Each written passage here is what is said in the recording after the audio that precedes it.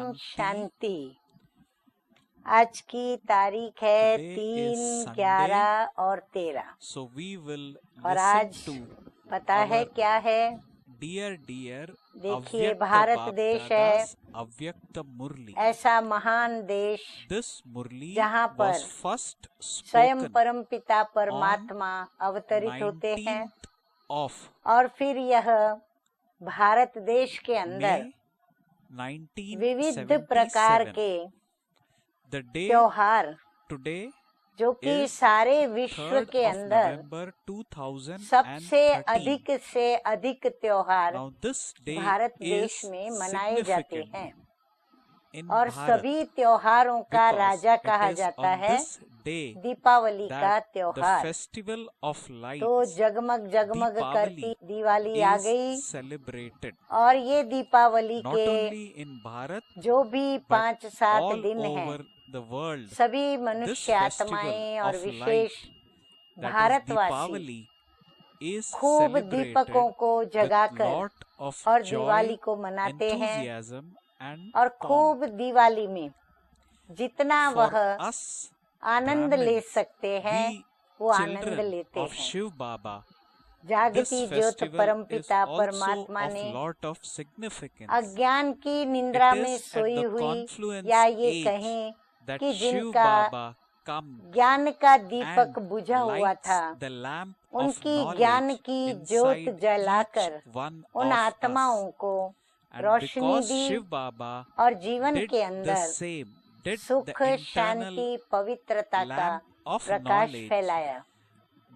उसी का यादगार यह दिवाली पर्व है। तो आज दिवाली के निमित्त आइए सुनते हैं कि मीठे मीठे प्राण प्यारे अव्यक्त मूर्तधारी अव्यक्त वतन निवासी प्राण प्यारे बाप दादा क्या कहते हैं। तो आज रविवार भी है और हम अव्यक्त ज्ञान मुरली सुनेंगे। तो रिवाइज कोर्स की तारीख है 19/5/77। तो बाप दादा कहते हैं स्वयं को सदा स्वदर्शन चक्रधारी अनुभव करते हो, सिर्फ समझते हो, वह हर समय अनुभव होता है। एक होता है बुद्धि से स्वदर्शन चक्र में हमारे कितने जन्म पुनर्जन्म हुए उसका इतिहास समझना, और दूसरा है उसका अनुभव करना। हम प्रैक्टिकली महसूस करें कि सतयुग में मैं क्या थी, त्रेता में क्या हुआ, द्वापर में क्या हुआ, कलयुग में क्या हुआ और अब मैं कहाँ पर हूँ। तो एक होता है समझना, दूसरा होता है स्वरूप में लाना। जो समझा उसको जीवन में उतारना, धारणा करना, आचरण में लाना। तो दूसरा होता है स्वरूप में लाना, अर्थात अनुभव करना। इस श्रेष्ठ जीवन की व श्रेष्ठ नॉलेज की श्रेष्ठता है अनुभव करना। ये है इस ज्ञान की विशेषता। हर बात जब तक अनुभव में नहीं लाई है, दुनिया में भी आप देखेंगे जब तक बात कोई अनुभव में नहीं आती तब तक वो हमारी भी नहीं होती और हमें उनसे प्राप्ति भी नहीं होती। तो बाबा कहते हैं हर बात जब तक अनुभव में नहीं लाई है तो फिर आत्मज्ञान और परमात्मा ज्ञान में कोई अंतर ही नहीं रहता। आत्माएं हैं ज्ञान सुनाने और समझाने वाली, न कि अनुभव कराने वाली। आत्मा और परमात्मा के ज्ञान सुनाने में कौन सा महान अंतर है वो हमें मीठे मीठे बाप दादा समझा रहे हैं। आज अनेक ज्ञान को सुनाने वाले हैं, परंतु सुनाकर समझा भी लेते हैं, लेकिन अनुभव कराए उन बातों का वो अनुभव नहीं करा सकते। परमात्म ज्ञान हर बात का अनुभव कराते हुए चढ़ती कला की ओर ले जाता है। और यही कारण है कि अनेक साधु संत महात्मा ऋषि मुनि सब जितने भी आए सब आज अनेक सुनाते हैं, समझाते हैं, लेकिन चढ़ती कला के बजाय सभी उतरती कला की ओर ही जा रहे हैं। जबकि परमात्मा हमें परमात्म ज्ञान सुनाकर अनुभवी बनाते, अनुभव भी कराते और हमारी न सिर्फ हमारी चढ़ती कला करते, लेकिन सारे ही मनुष्य आत्माओं की और विश्व की चढ़ती कला की ओर ले जाते हैं। तो अब अपने आप से पूछो कि ज्ञान की हर बात अनुभव में लाई है। समझने वाले हो, सुनने वाले हो या अनुभवी मूर्त हो। अब यहाँ बाबा हमें चेक करने को कहते हैं, तो हम अपनी चेकिंग करें। जीवन में अनेक प्रकार के अनुभव आत्मा को नॉलेजफुल और पावरफुल बनाते हैं। अनुभव जीवन में किया ही होगा सभी ने कि कैसे हमें आने वाले जो भी विघ्न हैं, जो भी तकलीफें हैं या अच्छी बातें हैं चाहे बुरी बातें हैं, लेकिन उससे हमारी नॉलेज भी बढ़ती है और हमारी पावर भी बढ़ती है। किसी भी ज्ञान की पॉइंट में पावरफुल नहीं हो तो अवश्य वह सब पॉइंट के अनुभवी मूर्त भी नहीं बने हो। अगर उस पॉइंट को जीवन में धारण नहीं किया है तो फिर बाबा कहते हैं इसका मतलब क्या हुआ कि आप अनुभवी मूर्त नहीं बने हो। समझने समझाने वाले वर्णन मूर्त बने हो, लेकिन मनन मूर्त नहीं बने हो। समझने और समझाने वाले माना मुख से वर्णन करते हैं, परंतु मनन अंदर चले वो कब चले? जब जीवन में आता है, उतरता है, तब उस पर हमारा मनन चिंतन चलता है। जैसे औरों को सप्ताह कोर्स में विशेष 7 पॉइंट्स सुनाते हो, वो 7 ही पॉइंट्स सामने रखो और चेक करो कि सब पॉइंट्स में अनुभवी मूर्त है या किसी पॉइंट्स में समझने तक है, किसी पॉइंट्स में सुनने तक है। तो बाबा कहते हैं कि स्वयं में चेक करो। बाप दादा रिजल्ट को देख करके जानते हैं।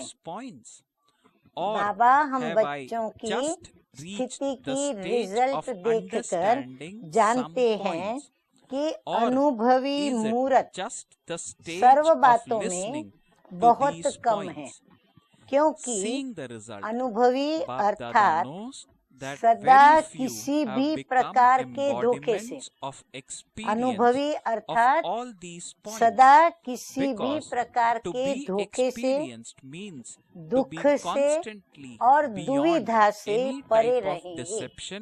अभी ये अनुभवी मूर्त के बाबा लक्षण सुना रहे हैं। धोखे से, दुख से और दुविधाओं से वो परे रहेंगे। अनुभव ही फाउंडेशन है। यदि जीवन का फाउंडेशन देखें, सुख का, खुशी का, नशे का, तो बाबा कहते हैं अनुभव ही फाउंडेशन है। अनुभव रूपी फाउंडेशन यदि कमजोर है तो किसी भी प्रकार के स्वयं के संस्कार, अन्य के संस्कार व फिर माया के छोटे बड़े विघ्नों से, ध्यान से सुने, किसी भी प्रकार के स्वयं के संस्कार, अन्य के संस्कार या फिर छोटे बड़े विघ्न माया के जो आते हैं वो क्या करते हैं? मजबूर करते हैं। तो वह आत्मा मजबूर हो जाती है। तो सिद्ध है कि अनुभव का फाउंडेशन जो है वो मजबूत नहीं है। अनुभवी मूर्ख सदा स्वयं को संपन्न समझते हुए मजबूरी को मजबूरी न समझकर जीवन के लिए मजबूती का आधार समझेंगे। जैसे तूफान को तोहफा समझना, परिस्थिति को स्थिति समझना, ठोकर को ठाकुर समझना, ऐसे अनुभवी मूर्ख क्या करेंगे?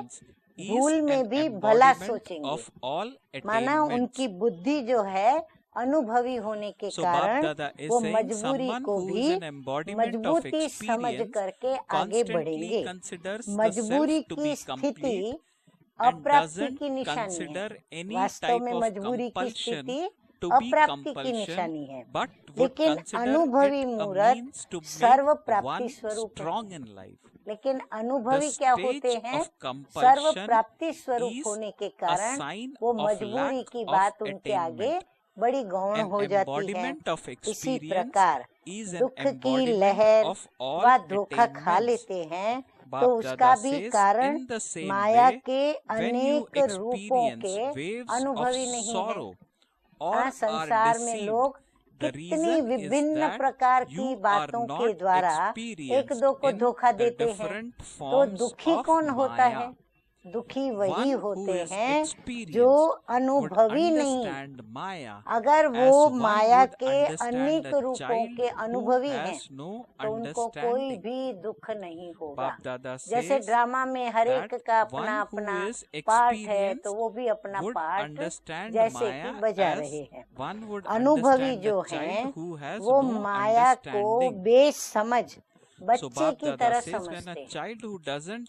तो इसीलिए उनके सामने ऐसी आत्माएं जो धोखा देती हैं, दुख देती हैं या माया के वशीभूत कोई विघ्न डालती हैं, तो वो अनुभवी आत्मा भी उनको क्या समझती है? जैसे बच्चा होता है ना समझ होता है, बेसमझ होता है, तो तरस पड़ता है उसके ऊपर, रहम आता है। तो बाबा कहते हैं बच्चे की तरह बेसमझ समझते हैं। जैसे बेसमझ बच्चे कोई भी कर्म करते हैं तो समझा जाता है कि ये है ही बेसमझ, बच्चे का काम ही ऐसा होता है। इसी प्रकार अनुभवी अर्थात बुजुर्गों के आगे छोटे बच्चे खेल करते हैं तो माया के अनेक प्रकार की लीला को अनुभवी मूर्ख बच्चों का खेल अनुभव करेंगे। तो उनको ये माया के अनेक रूप क्या लगेंगे? जैसे वो आत्माएं कोई खेल खेल रही है और दूसरे माया के छोटे से विघ्न को। और दूसरी उनकी विशेषता क्या? माया के छोटे से विघ्न को पहाड़ समझेंगे और सदा यही संकल्प करेंगे कि माया बड़ी बलवान है, माया को जीतना बड़ा मुश्किल है। जो दूसरे होंगे जो अनुभवी नहीं, तो बिन अनुभवी ऐसा सब सोचेंगे। कारण क्या? तो मीठे मीठे बाप दादा कहते हैं कि कारण है अनुभव की कमी। तो ऐसी आत्माएं बाप दादा के शब्दों को लेंगी, भाव को नहीं समझेंगे।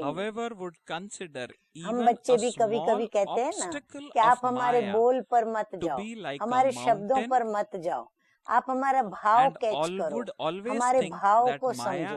तो बाबा भी कहते हैं कि बाप दादा के शब्दों को पकड़ते हैं, भाव को नहीं समझते। अनुभव का आधार नहीं होगा लेकिन शब्दों को आधार बनाएंगे। कौन? जो अनुभवी मूर्ख आत्माएं नहीं है वो, तो वो शब्दों को आधार बनाएंगी। कि बाप दादा भी कहते हैं कि माया को जीतना मासी का घर नहीं है, वह माया भी तो सर्वशक्तिमान है। अभी अर्जुन संपूर्ण नहीं बने हैं, अंत में संपूर्ण बनेंगे। ऐसे ऐसे शब्दों को अपना आधार बनाकर और चलने से आधार कमजोर होने के कारण फिर बार बार वो डगमग होते रहते हैं। हाँ, फिर अपने बचाव के लिए बाबा के शब्दों का सहारा लेते हैं। बाबा भी तो कहता है ना, हम पुरुषार्थी हैं, अभी संपन्न नहीं बने हैं, आदि आदि आदि बाबा के महावाक्यों का आधार लेते हैं। इसलिए बाप दादा कहते हैं शब्दों को आधार नहीं बनाओ, लेकिन बाप के भी भाव को समझो। किसी के भी शब्दों का आधार नहीं लेना चाहिए। हरेक के बोल के पीछे उनका भाव क्या है वो कैच करना चाहिए। अनुभव को आधार बनाओ। अनुभव क्या कहता है उसको आधार बनाएं। डगमग होने का कारण ही है अनुभव की कमी। कहलाते हैं मास्टर सर्वशक्तिमान। हाँ बाबा देखो अभी एक एक टाइटल हम ब्राह्मणों का बताते जा रहे हैं। सभी ध्यान से सुने और नोट भी करें कि कहलाते हैं मास्टर सर्वशक्तिमान, विजयी रत्न, स्वदर्शन चक्रधारी, शिव शक्ति पांडव सेना, सहज राजयोगी, फिर महादानी और वरदानी, फिर विश्व कल्याणकारी। देखो 8 टाइटल बाबा ने हम ब्राह्मणों के बता दिए कि हम कहने में तो ये शब्द टाइटल हम अपने लिए लेते हैं, लेकिन जब स्वयं के कल्याण की कोई बात आती है, माया जीत बनने की कोई बात आती है, तो क्या करते हैं और क्या कहते हैं? जानते हो ना कि क्या करते हैं? बहुत मजेदार खेल करते हैं, नॉलेजफुल से बिल्कुल अनजान बन जाते हैं। नहीं, हमें तो कुछ पता ही नहीं। अच्छा, ऐसा होता है? ये तो हमें पता ही नहीं था, मालूम ही नहीं था, तो बिल्कुल अनजान बन जाते हैं। जैसे माया बेसमझ बच्चा है, वैसे माया के वश हो नॉलेजफुल को भूल बेसमझ बच्चे समान करते हैं। जैसे बच्चे को कुछ पता नहीं होता है तो अपना मैं मास्टर नॉलेजफुल हूँ ये भूल जाते और बच्चों की तरह नॉलेज के बिगर, जैसे बच्चे सहज बोल देते हैं हमें पता नहीं था, तो ऐसे करते हैं। फिर क्या कहते हैं? अब यहाँ ब्राह्मण क्या कहते हैं? छोटा बच्चा तो ये कह देता है, लेकिन ब्राह्मण क्या कहते हैं? बड़ा सुन करके आप लोगों को आनंद भी आएगा, परंतु इस आनंद के पीछे स्वयं की चेकिंग करेंगे तो अंदर में महसूस होगा कि हम भी क्या बच्चों जैसे खेल करते हैं, तो खुद ही खुद पर शर्म आएगी।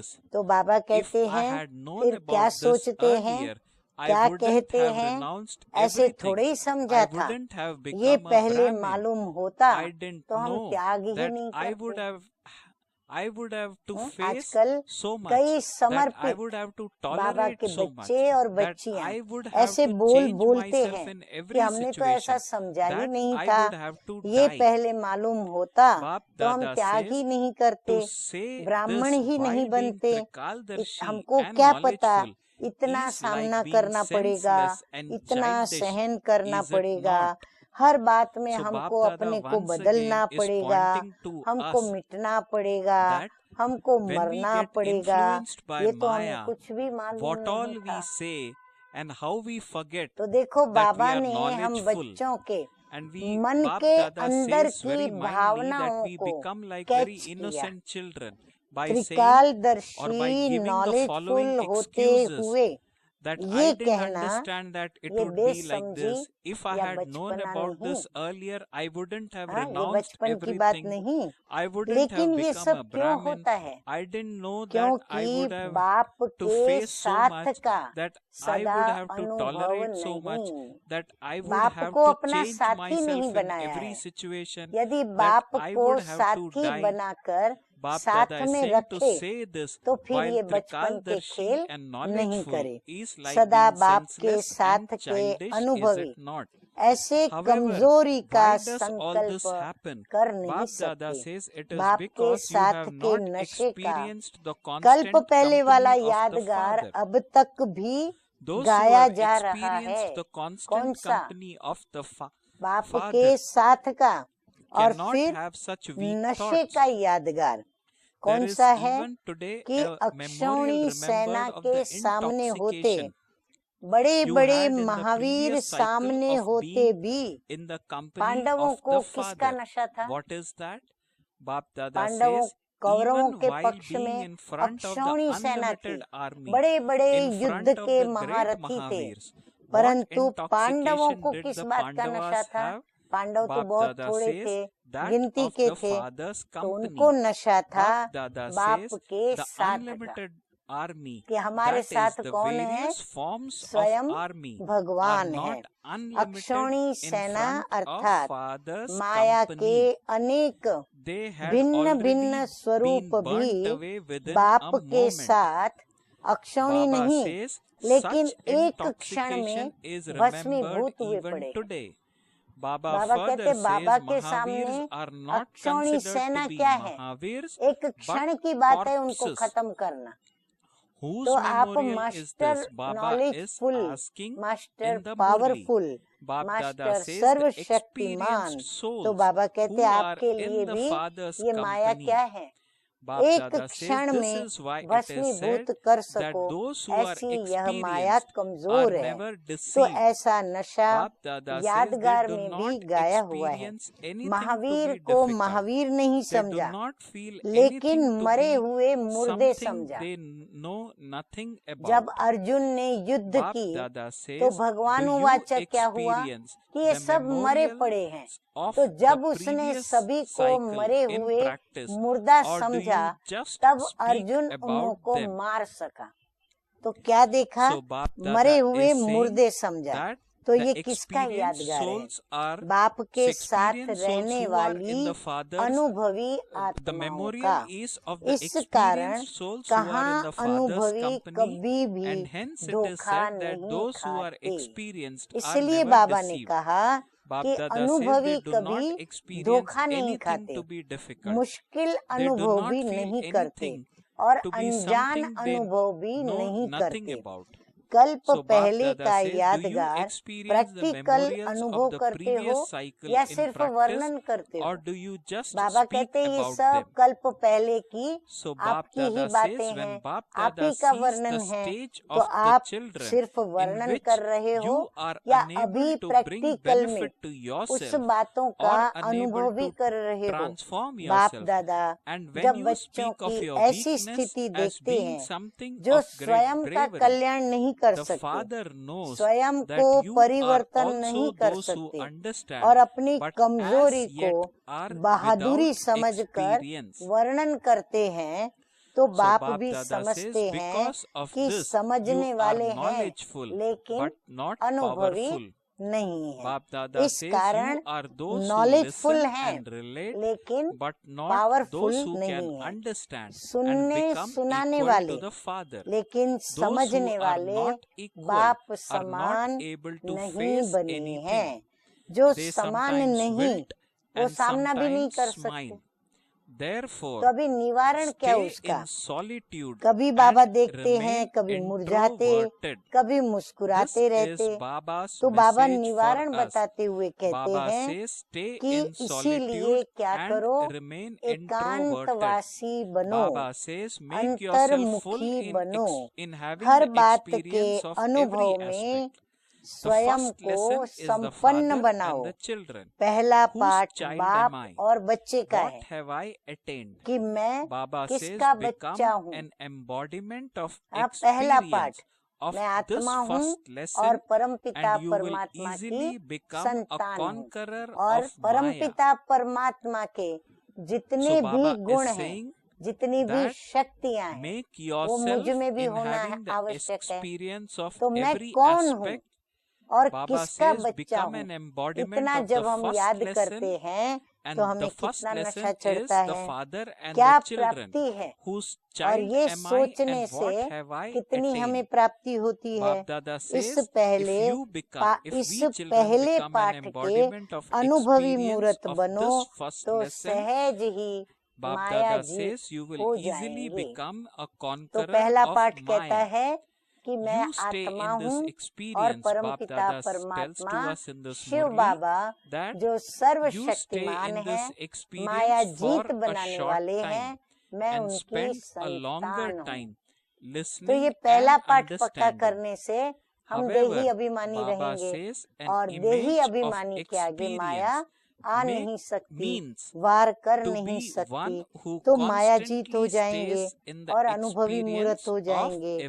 तो अल्प समय अनुभव में रहते हो, ज्यादा समय सुनने और समझने में रहते हो, अनुभव बहुत थोड़ा करते हो। आत्मा समझकर खावे पीवे उठे बैठे बाबा को याद करते रहें, चलते फिरते उठते बैठते, उसके अनुभवी नहीं बनते हैं। बाकी जो सुना मैं कौन और मेरा बाप कौन, उस सुनने और समझने के उसी नशे में रहते हैं। लेकिन अनुभव में रहें तो बाबा कहते हैं ज्यादा समय सुनने और समझने में रहते हो, लेकिन अनुभवी मूर्त अर्थात सदा सर्व अनुभव में रहना। तो समझा, सागर के बच्चे बने हो, लेकिन सागर अर्थात सागर क्या है, बेहद है, उसका तो अंत ही नहीं है। तो सागर अर्थात संपन्न का अनुभव नहीं किया है। सागर संपन्न है, सागर के पास कोई अप्राप्ति नहीं। जो भी हमें प्राप्त करना है, जितना भी प्राप्त करना है, हम सब कुछ उससे प्राप्त कर सकते हैं, क्योंकि वो संपन्न है। तो बाबा कहते हैं अनुभवी भी क्या होंगे, संपन्न मूर्त होंगे। अच्छा, सदा अंतर्मुखी अर्थात हर्षित मुखी, माया के हर वार को माखन से बाल समझकर पार करने वाले, हर परिस्थिति में से ऐसे बाहर निकले जैसे मक्खन से बाल निकाला। ऐसे सहज योगी सदा बाप के साथ का अनुभव करने वाले सर्व अनुभवी मूर्तों को बाप दादा का याद प्यार और नमस्ते। हम रूहानी बच्चों का रूहानी बाप दादा को याद प्यार, गुड मॉर्निंग और नमस्ते नमस्ते। तो आज का वरदान है रूहानी एक्सरसाइज के द्वारा बोझ को समाप्त करने वाले, बोझ जो सर पर अनेक प्रकार के बोझ लेकर के घूमते हैं, तो बाबा कहते हैं उसके लिए क्या करो, लाइट होने के लिए। बाबा ने हमें 3 बिंदु दे दिए हैं, एक आत्मा बिंदु, दूसरा परमात्मा बिंदु और तीसरा ड्रामा बिंदु। तो इन 3 बिंदु की स्मृति से हम क्या कर सकते हैं, एक्सरसाइज करें। परंतु आज हमें मीठे मीठे बाप दादा ने नई एक्सरसाइज भी बताई है, वो तो हम आगे देखेंगे कि वो कौन सी एक्सरसाइज है। परंतु बाबा कहते हैं जैसे वेट को कम करने के लिए, किसका वजन अगर बढ़ जाता है तो उसके वजन को कम करने के लिए क्या करेंगे, उस बोझ को कम करने के लिए उनको अपने वजन से जिसके कारण वजन बढ़ता है उन चीजों को हटानी पड़े, उन चीजों को दूर करना पड़े या उन चीजों को समाप्त करना पड़े। तो बाबा भी कहते हैं रूहानी एक्सरसाइज के द्वारा बोझ को समाप्त करने वाले समान और समीप भव, यानी बाप समान बने तो लाइट बनेंगे, क्योंकि बाबा है बिंदु, तो हम भी अपने को बिंदु समझकर लाइट रहें और फिर भी लाइट ना बने। तो ड्रामा में हर एक आत्मा का अपना अपना पार्ट है, तो हम उसको फुल स्टॉप लगाएं तो ये भी बिंदु हमें लाइट कर देगा। तो ऐसे समान भी बने और समीप भी आ जावे बाप दादा के। अच्छा, आगे बाबा कहते हैं रूहानी एक्सरसाइज अर्थात अभी अभी निराकारी नई एक्सरसाइज, सभी ध्यान से सुने। अभी अभी निराकारी, अभी अभी अव्यक्त फरिश्ता। जब निराकारी है तो हम क्या हैं? बिल्कुल एकदम अति सूक्ष्म बिंदु, कोई विचार नहीं, कोई संकल्प नहीं, कोई विकल्प नहीं। फिर बाबा कहते हैं उस स्टेज में स्थित होने के पश्चात अभी अभी आ जाओ, अव्यक्त फरिश्ता बनो। एक्सरसाइज में आगे बढ़ो। अव्यक्त फरिश्ता माना धरती पर पाँव नहीं, तो धरती इस पृथ्वी पर, सृष्टि पर देह सहित देह के जो भी मित्र संबंधी भौतिक पदार्थ, खाद्य पदार्थ, पेय पदार्थ, जो भी धरती के ऊपर प्रकृति के तत्व के साथ जो भी आकर्षण है उससे हम दूर हो जाते हैं। तो अव्यक्त फरिश्ता। फिर बाबा कहते हैं अभी अभी साकारी कर्म योगी। फिर एक्सरसाइज आगे बढ़ाएं, हम साकारी रूप धर लें और हम क्या बन जाएं? कर्म योगी। फिर कर्म योगी बनते बनते कभी अव्यक्त फरिश्ता बने, फिर अव्यक्त फरिश्ता बन करके फिर वतन में, अपने मूल वतन में पहुँचे बिंदु बन करके।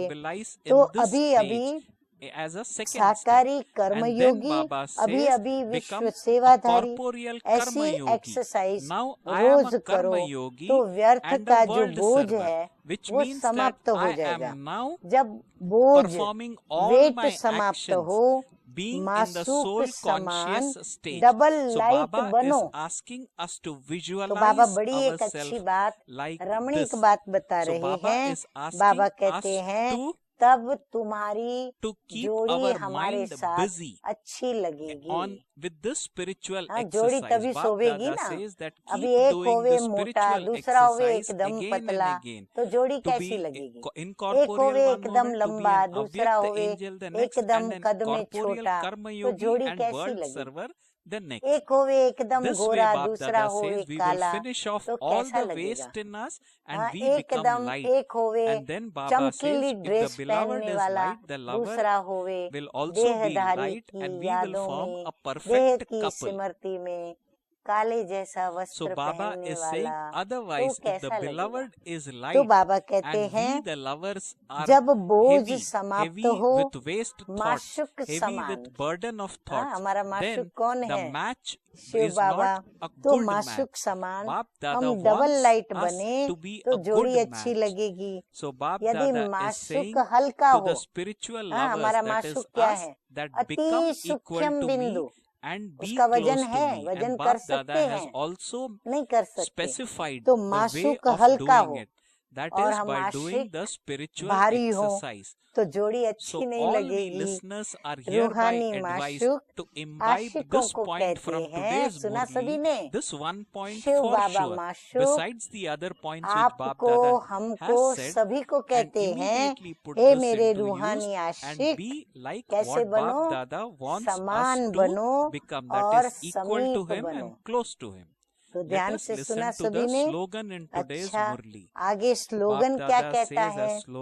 स्लोगन कहता है आज का, अपने जीवन रूपी गुलदस्ते द्वारा। अपने जीवन के अंदर भी हमने एक गुलदस्ता तैयार किया है दिव्य गुणों का, अनेक अद्भुत शक्तियों का। तो अपने जीवन रूपी गुलदस्ते के द्वारा दिव्यता की खुशबू फैलाना ही गुण मूर्त बनना है। हर एक गुण और हर एक शक्ति की एक अपनी गुण की खुशबू है और हर एक अपनी शक्ति की एक दिव्यता है। एक दिव्य भाषण है। तो बाबा कहते हैं अपने गुलदस्ते द्वारा अर्थात अपने गुण और शक्ति के द्वारा दिव्यता की खुशबू फैलाना ही गुण मूर्त बनना है। सुना? तो अभी बाबा कहते हैं बच्चे क्या करो, सुनने वाले नहीं, समझने वाले भी नहीं और समझाने वाले भी नहीं, परंतु मनन करने वाले, चिंतन करने वाले और स्वरूप बनने वाले अनुभवी मूर्त बनो। सिर्फ सुनाकर खुश नहीं होना है, वर्णन करके खुश नहीं होना है, लेकिन वर्णन के साथ यदि हमारी वह धारणा होगी तो फिर सामने वाले पर हमारे संग का रंग लगेगा, तो परिवर्तन उनका भी होगा और हमारी भी गुण और शक्तियों में वृद्धि होगी। तो इसलिए बाबा के हर महावाक्यों का, हर पॉइंट का हमें अनुभव करने की हिम्मत रखनी है। हिम्मत रख के बाप से मदद लेकर समीप समान बन करके और फिर हमें मुस्कुराना है, क्योंकि हम अनुभवी मूर्त बन जाएंगे और अनुभवी मूर्त सदा हर्षित मुख होते हैं और उन्हें पसंद आएगी सदा अंतर्मुखता। वो सदा एक के अंत में, अर्थात मेरा तो एक शिव बाबा, दूसरा ना कोई, ऐसे वो एकांतवासी होंगे और अंतर्मुखी बन सदा सुखी और हर्षित मुख रहेंगे। तो आप सभी ऐसा बनना चाहते हैं ना? तो आज दिवाली के शुभ अवसर पर आप सभी के प्रति हमारी यही शुभ भावना और मंगल कामनाएं आप स्वीकार करें। फिर से एक बार आप सभी को दिवाली की और नवयुग की बहुत बहुत बधाई हो, मुबारक हो और happy Diwali, happy Diwali, happy Diwali. ओम शांति।